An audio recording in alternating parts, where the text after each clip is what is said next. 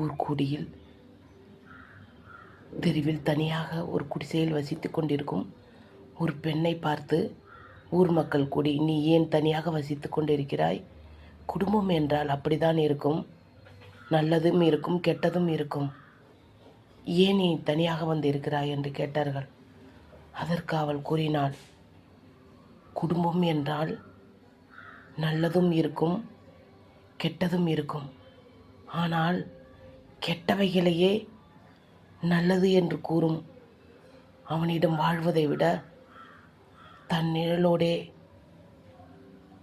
பேசி சந்தோஷமாக ஆடிப்பாடி சுதந்திரமாக வாழுகிறோமோ சாவுகிறோமோ, நம் உடைமைகளை என்றும் விற்காமல், நம் சுதந்திரத்தையும் விற்காமல், நாம் எப்படி பிறந்தோமோ அப்படியே நினைத்து கொண்டு யாருக்கும் அடிமையாக இல்லாமல், நாம் உழைத்தோமோ உழைக்கலையோ ஒரு வேளை சாப்பாடாவது சாப்பிட்டு கொண்டு நிம்மதியாக வாழலாம். அதனால் தான் எனக்கு இந்த வாழ்க்கை பிடித்திருக்கிறது. நான் இப்படியே வாழ்ந்து கொள்கிறேன். உங்களுக்கு என்ன பிடித்திருக்கிறதோ அப்படி வாழ்ந்து கொள்ளுங்கள். நான் யாரையும் எதுவும் கேட்கவில்லை. உங்களுக்கு நான் எந்த பாரமும் கொடுக்கவில்லை. எனக்குள் உண்மையை பேசி எனக்குள் நேர்மையாக இருந்து வாழ்கிறேன். இங்கு உலகத்தில் யாரும் உண்மையாகவும் யாரும் இல்லை.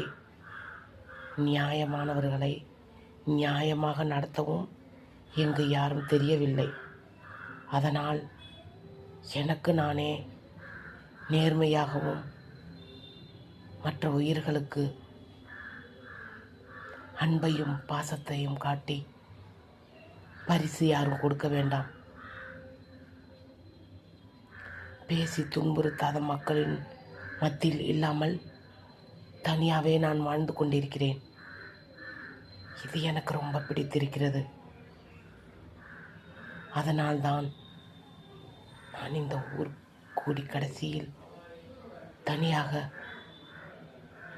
சந்தோஷமாக தான் வாயில்லாத ஜீவராசிகளுடன் வாழ்ந்து கொண்டிருக்கிறேன் என்று கூறினாள். மக்கள் அனைவரும் கண்கலங்கி நின்றனர்.